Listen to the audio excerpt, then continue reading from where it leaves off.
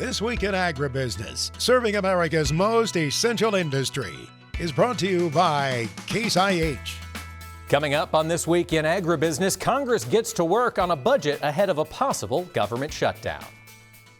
Hello, everybody. Thanks for joining us here for This Week in Agribusiness. I'm Mike Pearson in the studio this week, and we're going to turn our focus first to Washington, D.C. After a 3-week hiatus without a Speaker of the House, Republicans recently chose Representative Mike Johnson of Louisiana as their new Speaker, and we're going to turn to Josh Baitke, policy editor at Farm Progress, about what's next for the House. Josh, thanks for joining us this week. Hey, good to be here, Mike. Let's talk about Speaker Mike Johnson. Mr. Baitke, what do we know about our new Speaker of the House? Well, you know, I think a lot of us are just kind of getting to learn about him right now. He wasn't a very well-known member. You know, he's from Louisiana. We know he's known as a social conservative, very religious. He's definitely, so far, we've heard he's prioritizing spending cuts. That's not necessarily unique. And I think his anonymity was actually one of the reasons he was probably voted in. He didn't have the baggage of a lot of the other candidates. So he's generally thought of as a personable guy, and now let's see what happens. So now we'll see what happens. And he's got a lot of work to do ahead of this potential November 17th government shutdown. Josh, they're working on appropriations. Is the House making much progress as of yet? Not yet. You know, once again, we're coming up deadline for the government shutdown. I believe we're funded through November 17th. I think the general perception right now is that we'll have some sort of extension again. There seems to be a momentum building towards that. How long it'll be, what else will be in that extension? That's kind of the real question. You know, what can get passed? And you know, because remember last time we passed an extension, Speaker McCarthy lost his job because of it. So obviously, the Republicans are hoping to take a different path this time. They are. And Josh, one of the things I know we've been waiting on a farm bill. We've got to get through this appropriation stuff first. Is it possible that a farm bill could be included in a continuing resolution to fund the government, or would that be too much? You know, I've heard the possibility floated. I don't think it's likely yet, but it may be. You know, there is some thought to just extend everything at once. But so far, that doesn't seem like the most likely scenario. Basically, as far as the farm bill goes, everybody's looking towards the end of the year, December, even into late January. That's when things really need to get done. You know, we've been without a farm bill since the end of September, but a lot of programs continue through the end of the year. If we get to the beginning of January, then we're going to start to see, farmers will start to see a lot more of the effects. So I believe last week, Republicans, 60 in the House, sent a letter to the Agriculture Committee chair and ranking member, you know, urging them to pass a farm bill. Still some contentious issues to overcome there, and that's probably why we'll see an extension. How long? I mean, I've heard anything from a couple of months, maybe even a year. So. All right, lots to watch in the weeks ahead. Josh Baitke, policy editor with Farm Progress, thanks for joining us. Thanks so much, Mike. Good to be here. For this week's In the Cab with Pioneer, we're going to New York. Buster Underwood, the crop manager for East River Dairy in Cortland, New York, joins us now. Buster, thanks for taking the time to talk with us. You're welcome. If you would, tell us about East River Dairy. What all does that operation entail? We currently milk 1,700 cows, 1,400 young stock, and we farm about 4,000 acres. There's about 1,550 acres of corn, about 550 acres of soybean, and the remainder is alfalfa and grass. Could you tell us a little bit about your crop choices? What type of soybeans do you plant on the operation? 100% plenish. What's the reason for going plenish for East River Dairy? So we dabbled in it a tick last year. Our nutritionist suggested that we stop buying our bypass protein and our bagged fat and switch to plenish beans. After doing some research, it was a no-brainer. If we could produce enough of our own soybeans on our own land, we would save near $1 a cow a day on purchase feed costs. But we're actively buying from grain operations near us, so that takes us down to about 70 cents a cow a day advantage per cow per day in feed savings. Milk production stayed the same. Components went up just a tick. So you've been pleased with all of that so far. You're 1 year in. What sort of investments have you had to make in the operation to utilize the plenish soybeans? So we added a bin, a roaster, and a roller mill to process the beans, so it's 100% in-house. Wow, and is that all in operation already? Yes, we started last December. And of course, harvest is underway. Buster, how do yields look so far in your neck of the woods? We are expecting to average between 60 and 70 bushel is what it looks like. Last year we averaged 66 over the whole farm on our first year of growing soybeans. We won the Central New York Group 2 soybean New York State soybean contest with 88 bushel last year. All right. How about this growing season, Buster? Any challenges? A lot. I started planting soybeans April 25th. I planted April 25th, April 26th. Then it rained. I never got back in the field till May 6th and finished planting beans the 9th and then on to corn. Then it was dry, very dry for 6 weeks in a row. We were very, very concerned, and then it started raining, and just absolutely wonderful crop. Well, that is good to hear after a tough growing season. It's nice to see some return for the grower. My question for you, Buster, back to those Plenish soybeans. Given the success you've seen on your operation this year, are other dairies in your region looking at incorporating that technology? They sure are, especially all the advanced farmers. We got 3 or 4 neighbors that switched last minute this spring. They were able to get the beans from our local dealer, and they cut some corn acres out and added Plenish soybeans. And I'm guessing this year they will double or triple their acres planted as I did after my first year. Well, I'm glad to hear some good yields might be coming down the pipe in New York. Buster Underwood, thank you so much for joining us this week in the Cab with Pioneer.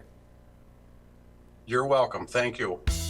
There has never been a better time to upgrade your combine tractor and grain cart tires. Save up to $300 per tire when you buy 2 or more eligible Firestone Ag radial tires this fall. Visit firestoneag.com for details. Welcome back. It's time to talk markets. The cattle business has been on nearly a 2-year rally, and joining us now to discuss the future is Dennis Smith of Archer Financial Services. Dennis, thanks for talking with us this week. Thank you, Mike. Cattle, you've been a bull. We've talked about this before. It has been an incredible run, Dennis, but following that October cattle on feed, I get the sense that sentiment is changing in the live cattle market. Do you agree? Most definitely. The placements were up in September, up 2%. But the Packers been slowing the change speed, slowing the marketing pace for about 6 months now. So now we're building up what we call the 150-day cattle. It's building up to more of an excessive supply situation. It's a short-term supply situation, but it's very real. Weights are near record high. And now we've got this question about demand in front of us.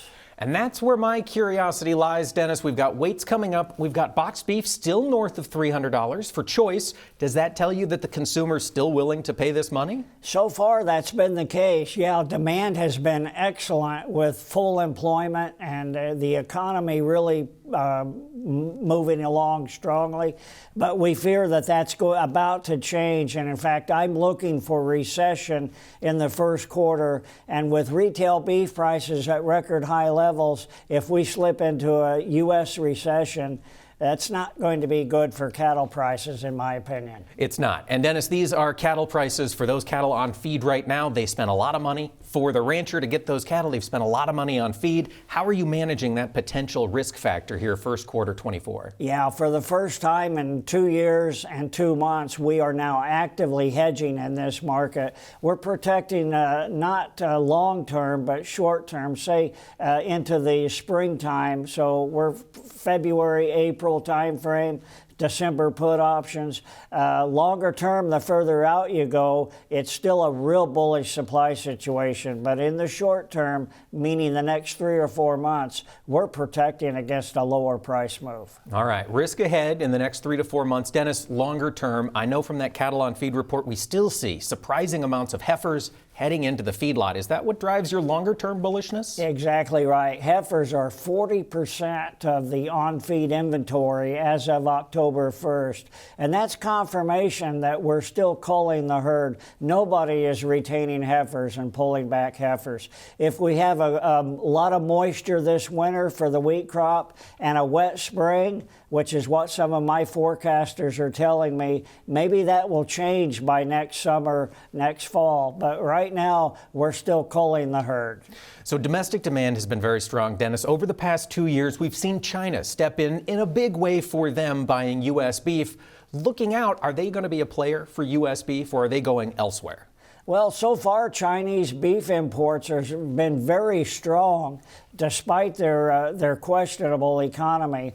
But Brazil is where the lion's share of that business lies right now. U.S. is still in the hunt, and we're grain-fed beef, so we are high-quality beef, and we've always got that edge right now. But so China's still a big player in the U.S. beef market. All right, Dennis. So to recap, concerns ahead, 3 to 4 months in cattle. Long-term, still relatively bullish, even with a recession? Yeah, long term, it's going to be a very bullish situation, no doubt about it. All right, when we come back, I'm going to pick your brain on the lean hog market. Dennis, leave it here.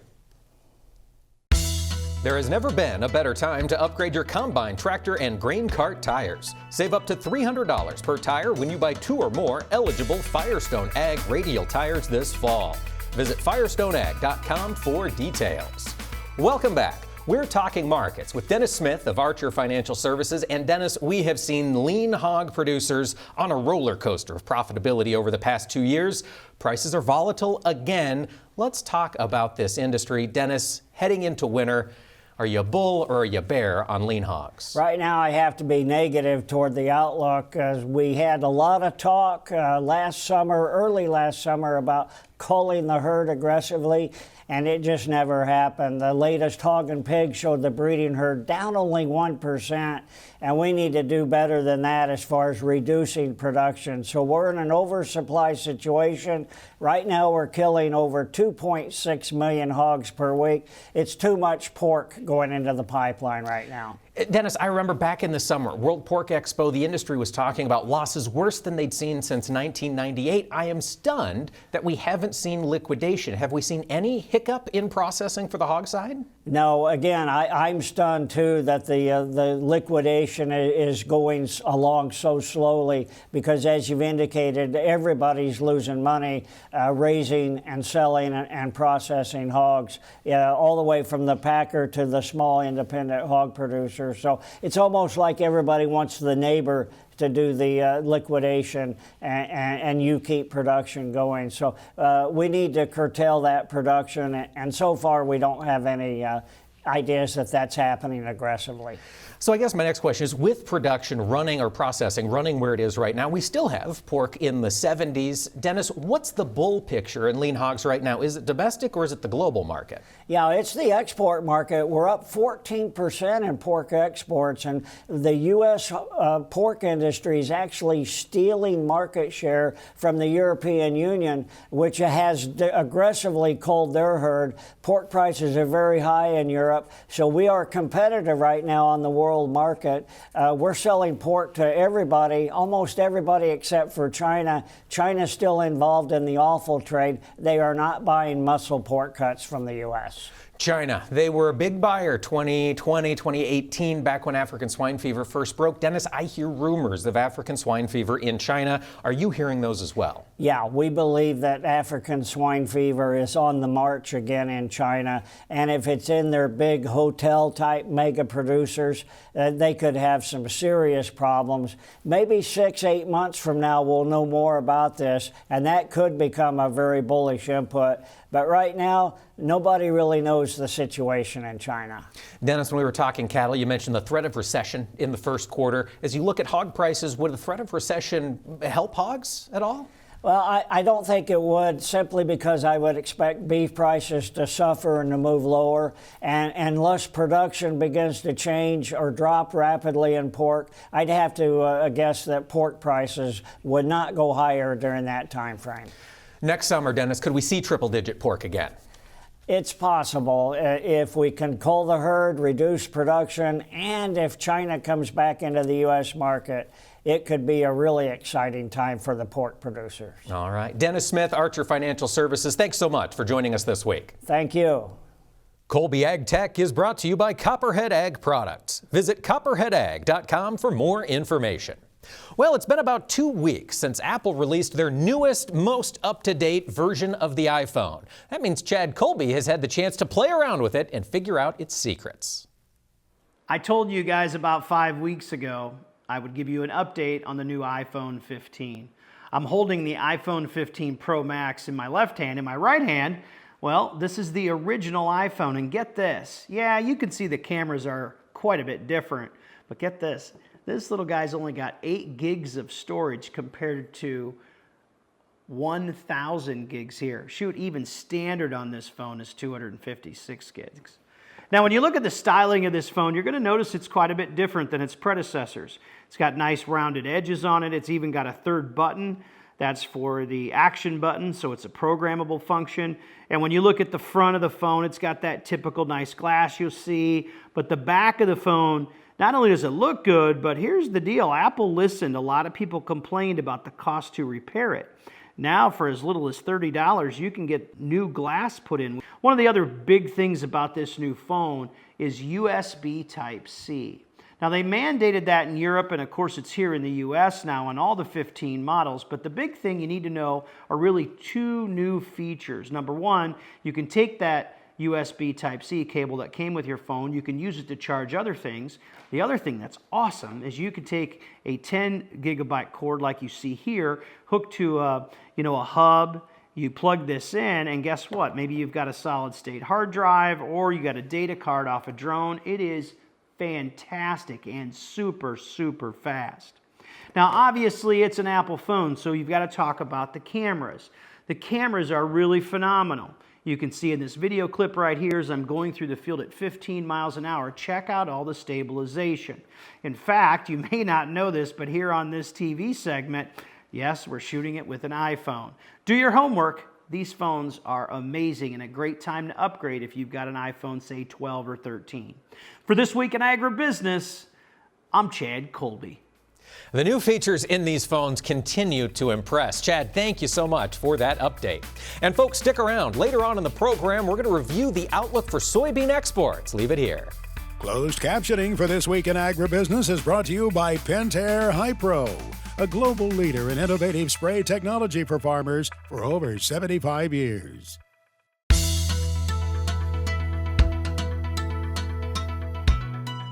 Harvest is in full swing across much of the country, with farmers working to get their grains out of the field and to their next position, whether it's an end user or just storage on the farm. And of course, to get it to that end user, we've got to have logistics and supply chains in place. There have been a number of challenges in river systems this past year, and our friend Mike Steenhoek, the executive director of the Soy Transportation Coalition, keeps up to speed with the impacts on grain movement. Mike, thanks for talking with us this week. It's good to be with you, Mike. Thanks for having me.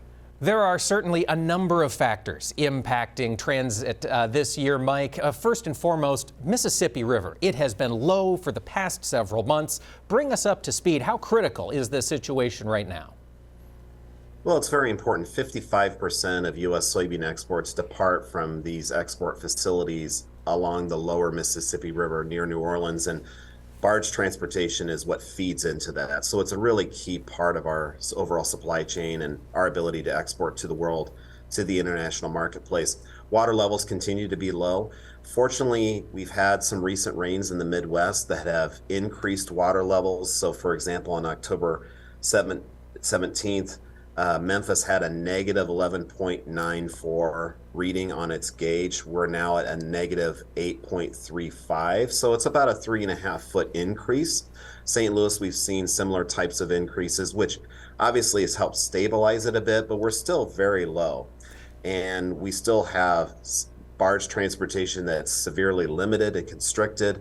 They're imposing limits on the amount of freight they can transport per barge. They're limiting the number of barges they can attach together. So the economics of barge transportation is not what it normally is. And so it remains, most certainly it remains a concern. but we're in a better position today than we were several weeks ago.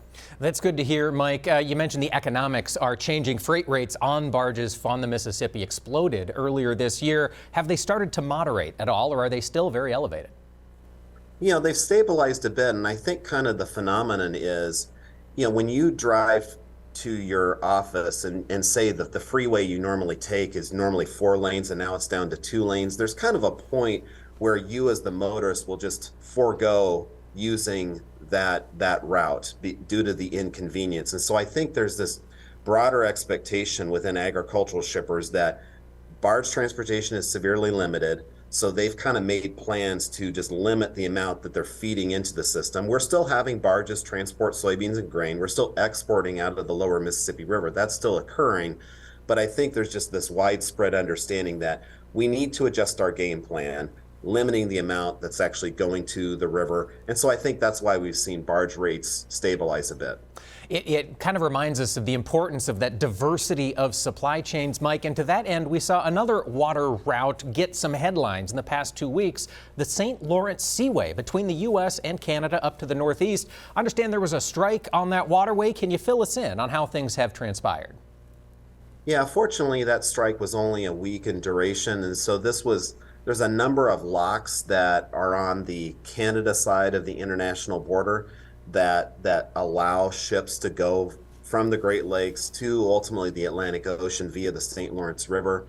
And so fortunately that was short-lived, but you know, it was just kind of a reminder of, while the St. Lawrence Seaway Great Lakes system handles very small percentage of soybean and grain exports, it can and should be an increased option for U.S. agriculture, particularly when you've got some of these other challenges like the Mississippi River and other modes of transportation. People are looking for options B, C, and D. And for some areas of the country, that includes the Great Lakes St. Lawrence Seaway. So we want to encourage any opportunity to diversify our supply chain. When you do that, you become a more resilient industry.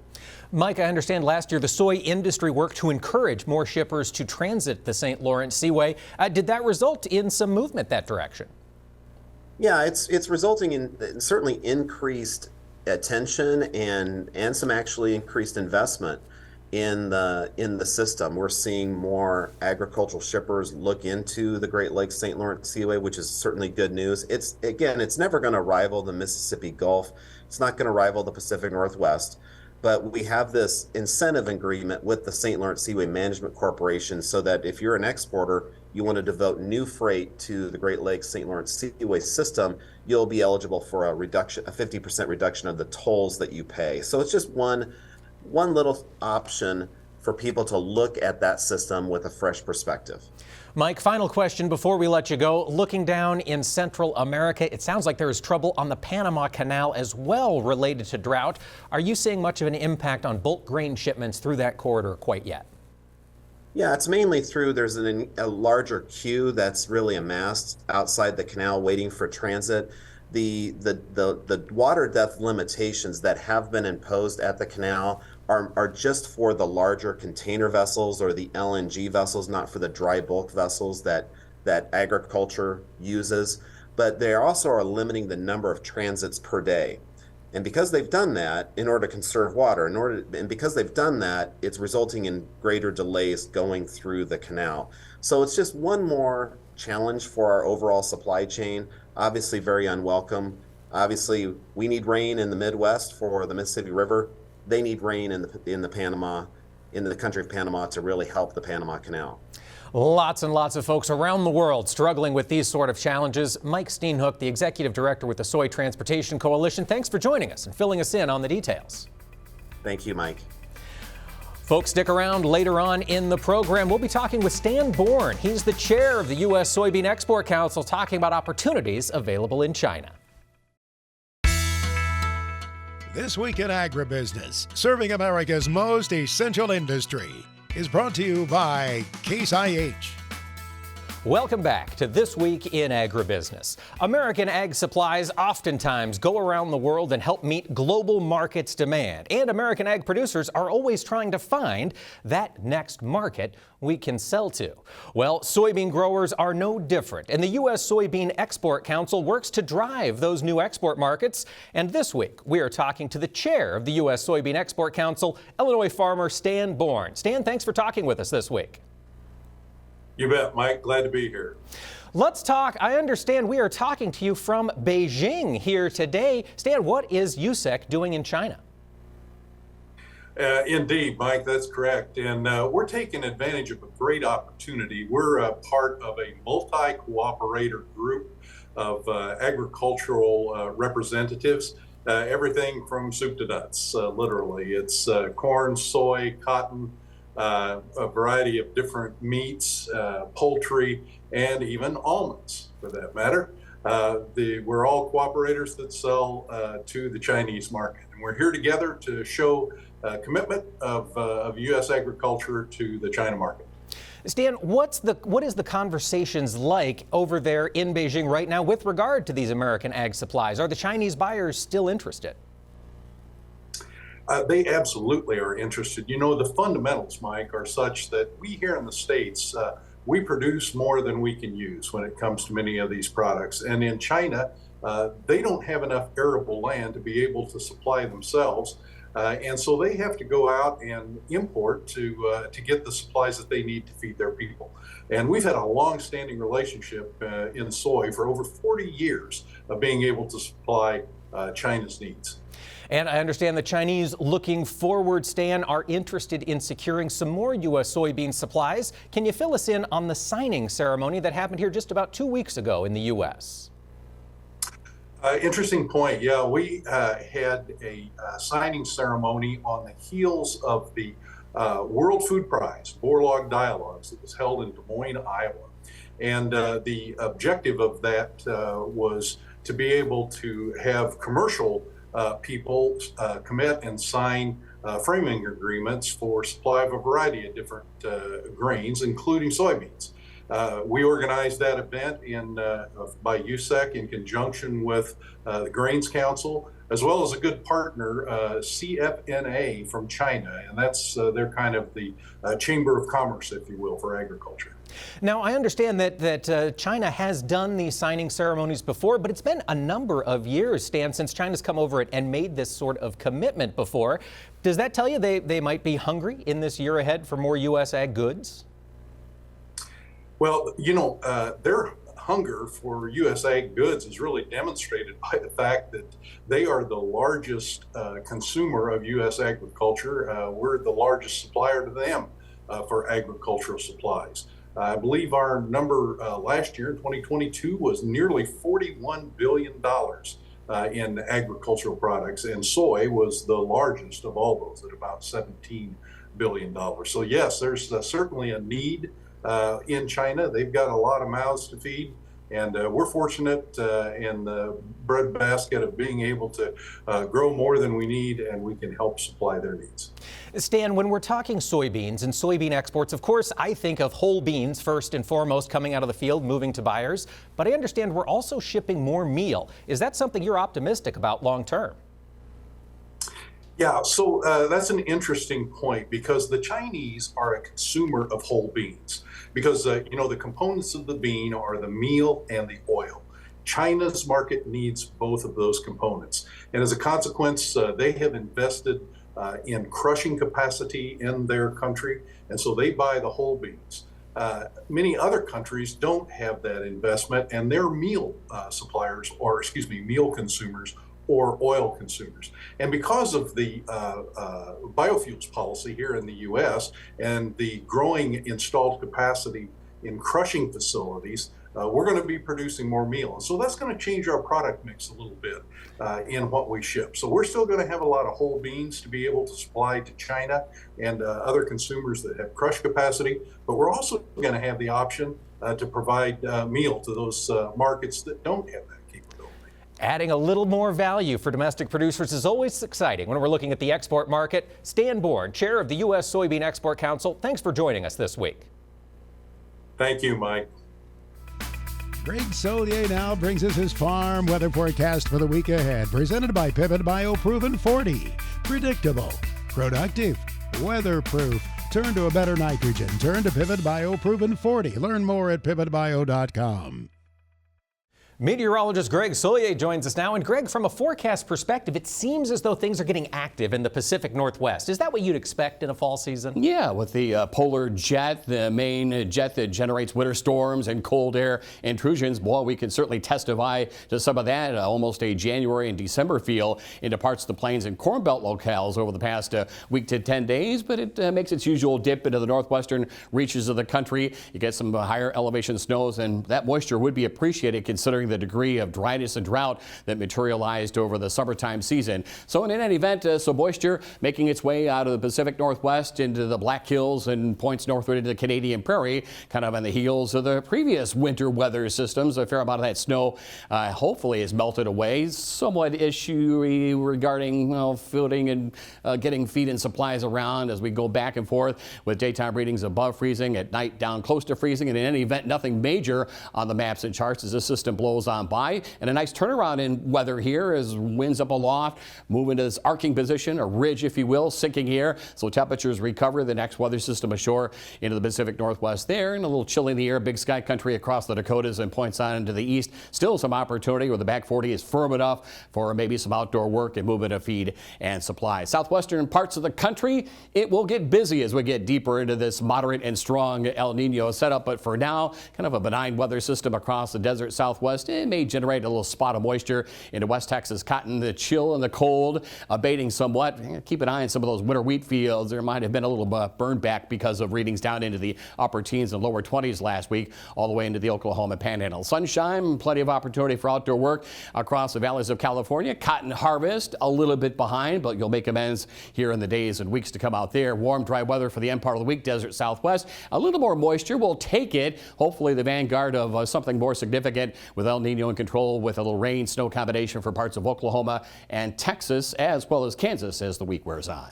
Well, snow last week. I know a lot of Corn Belt growers had that slow down harvest progress. Greg, any snow showers for the central part of the U.S. in this next forecast? Talked to some producers and saw some social media pictures out of Gibson City, Illinois. Right about there, pretty cool looking snow covered fields during Halloween, and they are out there in the heavier equipment as well. Note the vast improvement to the drought monitor, by the way, northern and central Illinois over the past couple of weeks. Still wet into parts of Michigan and Ohio. They're a bit behind there with corn harvest, but this is a fast moving weak weather system. A couple of flakes of snow, sprinkles of rain, colder weather back across the Dakotas. Not like we saw last week. Otherwise, the rest of the heartland in fairly good order. We'll get another one of these kind of southerly route weather systems across Nebraska, down to the Ozarks, to the Ohio Valley. A little rain down there. Some cold weather for the upper Midwest. Milder back into the plain states. Thaw-free cycle is getting going there. So again, some delays, but not the way the rest of the harvest season will go. As we get deeper into November and December, ought to be a pretty good go of it with those outdoor work operations. This is good news. Some shower activity, a couple of thunderstorms into parts of Texas, the worst of the drought here. It's basically burned out across Louisiana and Mississippi. High pressure control there. Temperatures a little on the cool side for areas of the Ohio Valley. We get one weather system to blow on by. Mike on its heels, another one. Oklahoma Panhandle to the Rio Grande and points out of the east. Some outbreaks of showers and thunderstorms. Hopefully getting used to that again with El Nino in control. Greg, does this action look like it's going to push all the way to the Atlantic coast next week? It'll do that, yeah, what we call a progressive weather pattern. So things are moving and zipping along west to east when we get kind of a blockade, these ups and downs, troughs and ridges across the country. Weather pattern tends to move at a snarly pace. We'll get a little moisture into the northeast of New England, a little chilly, damp rain, perhaps a few snowflakes again for the northern and eastern Corn Belt locales. We're behind with corn harvest, especially Michigan and Ohio, but we'll make amends here in the days and weeks to come. No need to push it. Safety first. Next weather system across the Ohio. Get some shower activity there to the mid-Atlantic region. Temperatures back to more seasonal levels and above for much of the northern and western Corn Belt. Still a hint of early winter time across the northeast and New England with a couple of flakes of snow into down eastern Maine. Florida, good news with dryness and drought. Some additional showers and thunderstorms there. Here's the next weather system across the Delta region. We get moisture in the worst drought areas. That's weather system number one. Secondary system back in for the middle and late parts of the week with showers and thunderstorms into the lower Mississippi Valley. Greg Solier is back with his extended farm weather forecast for the country, presented by Pivot Bioproven 40. Predictable, productive, weatherproof. Turn to a better nitrogen. Turn to Pivot Bio Proven 40. Learn more at pivotbio.com. Meteorologist Greg Soyer joins us again. Greg, it looks like next week might be active. Who's going to get some precipitation and what kind? Well, you know, a busier weather pattern here, but no major large-scale storm, so that's good news. And we may see some of these gauges, particularly as we get into parts of the Tennessee Valley, the Mid-South, and this is really no issue at all considering dryness and drought issues here, close to an inch. Parts of the Ohio Valley as well. And here's kind of the snow rain line running up from the St. Lawrence River Valley into the upper Midwest, down to the Central Plains, back to the Pacific Northwest. Not that you're going to see all this moisture in the form of snow, but a few flakes are around. And yeah, there may be some moisture up to an inch through the upper Great Lakes region, half to an inch over the southeastern part of the country. Good news, Mike, in the Pacific Northwest, an inch plus expected there. And hopefully, again, the start of a busier weather pattern here with El Nino in control. Well, Greg, as you look out to the next week, what do temperatures expect to do? Temperatures, not bad. You know, we still have one last lingering lobe of cool to cold air rotating out of the Canadian Prairie down to the St. Lawrence into the northeast of New England. Temperatures by and large, though, close to normal for much of the eastern through northern and northwestern Corn Belt. Some warmth over the deep south and southeastern parts of the country and across the high plains and points on westward. So no real significant major issues regarding temperatures on man or beast. Precipitation, well, fairly good news with a harvest in mind. Much of the western and central and southern Corn Belt locales. We've got some delays perhaps still across parts of Michigan and Ohio into the northeast of New England. Moisture about normal down through Florida. Much of the plains, the desert southwest into the Pacific Northwest. So again, as you would expect in a parade of weather systems northwest to southeast, Mike, a little busier than usual weather pattern primarily for the upper Midwest and near the Canadian border.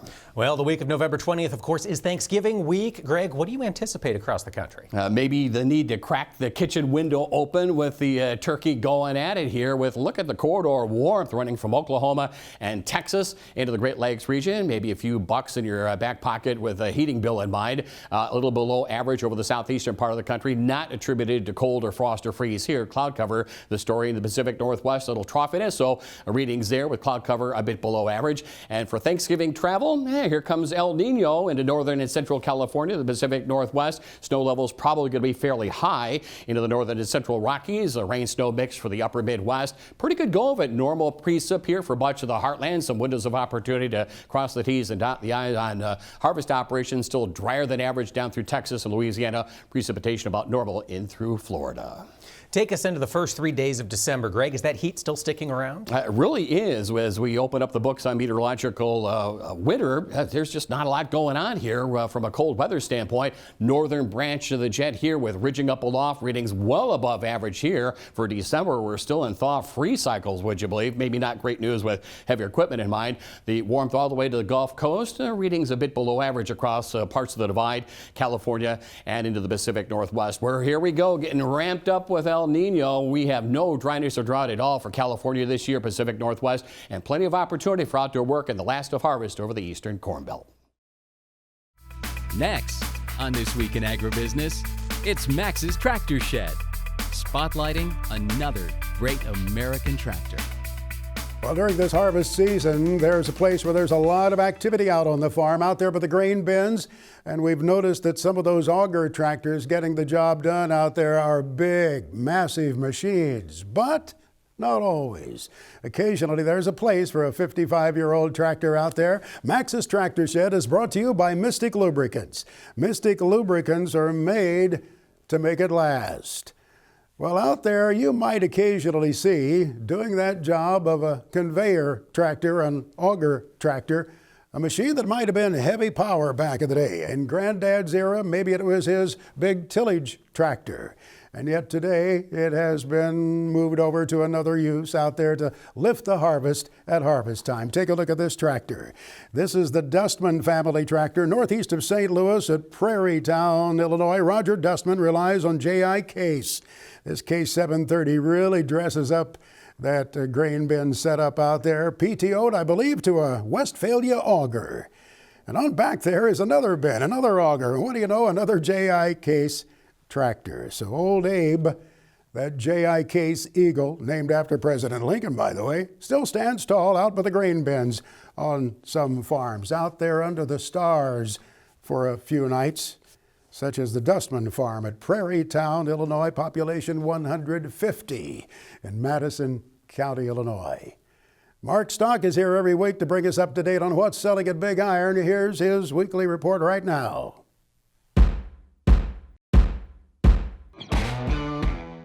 Hi Max, BigIron.com and Sullivan Auctioneers have a whole lineup of land and machinery selling in November and December.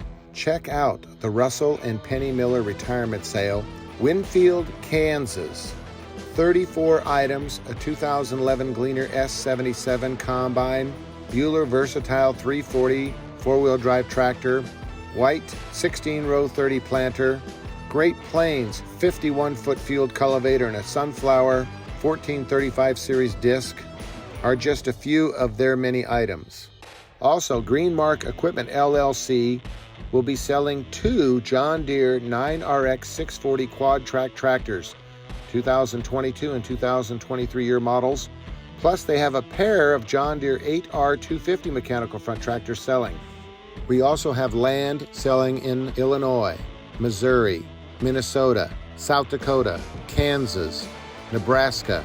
If you're looking to invest in farmland, it's the best buy on earth. And Max, we always recommend that the bidders talk to the owners, ask them the questions to make them comfortable and confident that the piece of machinery that they are looking at is the right machine for their operation. Our FFA Chapter Tribute is brought to you by Pioneer, developing new generations of seed innovations for new generations of farmers. Pioneer, what's next happens here. It's time to meet that next generation of agricultural leaders, and this week it's Alec Anderson. He serves as the Northwest Area Vice President for the Oklahoma State FFA. And Alec, thanks for taking the time to talk with us. Of course, it's my pleasure. If you would, tell us a little bit about the agriculture of Northwest Oklahoma. What do you find in your part of the state? So if you've ever been in Northwest Oklahoma, you know that it is rather flat, especially when you go out into the panhandle. So when you look to your left and to your right, you'll see a lot of wheat fields, but also we run quite a bit of cattle. But Western Oklahoma, and even specifically Northwest Oklahoma, is wheat and cattle country, that's for sure. Wheat and cattle country. And Alec, did you have a chance to participate in any of those areas of agriculture when you were growing up? Absolutely. My family runs about a 300 head cow-calf operation. We never did grow wheat or harvest anything like that, but in my small community of Ringwood, Oklahoma, I knew several wheat farmers and participated in harvesting from time to time. But in my family specifically, we raised cattle, and I would not change it for the world. I love the cattle industry. I love the beef industry, and just raising those cow-calf or running that cow-calf operation was so rewarding. And now, of course, you've taken some of the lessons you learned there. You get to practice them in leadership with FFA. Alec, what are you excited about in your year of service as the Northwest Region Vice President? So what I'm most excited for is Goodwill Tour, and we'll participate in that coming up in January, starting in the next semester, where we will travel around visiting chapters, getting to know members, and just to take time to get to know them and to give them a little bit of advice, a little bit of leadership, training, and things like that. But most importantly, we just get to sit down and have a conversation and let our members know that we're real people and we want to just connect with them. It's all about that connection. Alec Anderson in Oklahoma FFA, we wish you the best of luck this year. Well, thank you.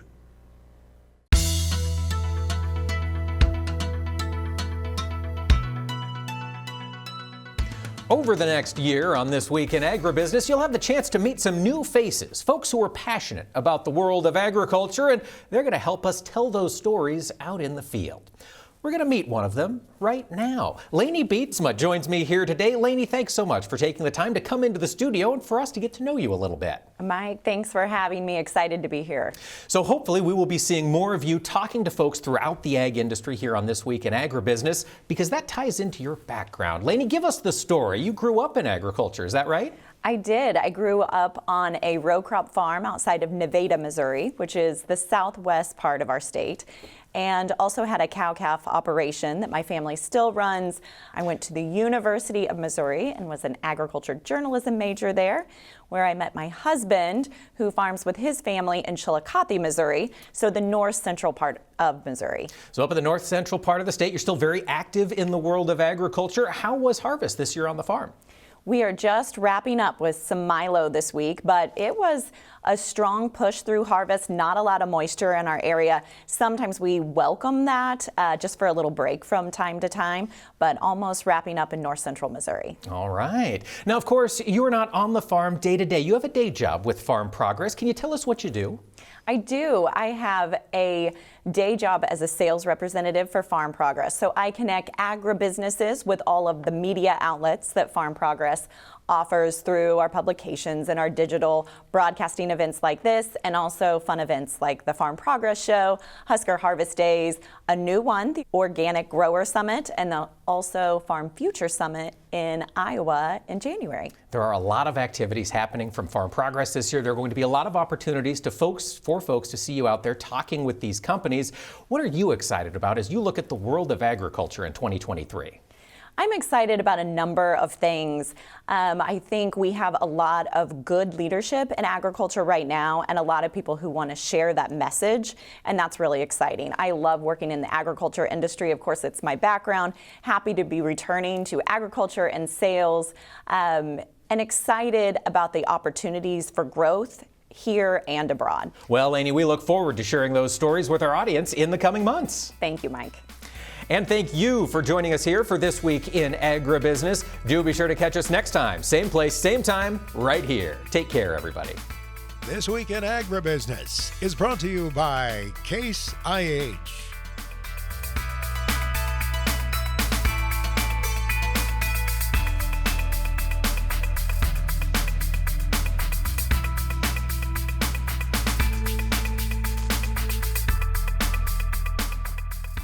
This Week in Agribusiness is produced by Omax Communication in association with 22 Creative Group. We invite you to visit us online at agbizweek.com.